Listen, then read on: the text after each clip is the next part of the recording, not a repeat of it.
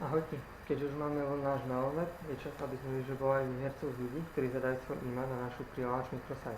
Dokopy sa nám prihlásilo 129 ľudí, ktorých prvú časť e-mailovej adresy máme v tomto okne naľavo. Kvôli transparentnosti použijeme na žrebovanie službu Random.org, ktorú vidíte tu napravo, ktorú už máme prednastavenú, takže môžeme začať žrebovať.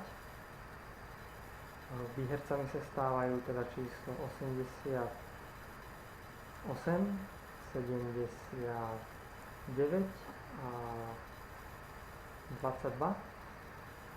Výhercov budeme kontaktovať na zadanom e-maile, ak sa niekto z nich neozve, budeme žrebovať náhradníkov, takže ak niekto nežrebovať, nezúfaj, nemusí byť všetko stratené.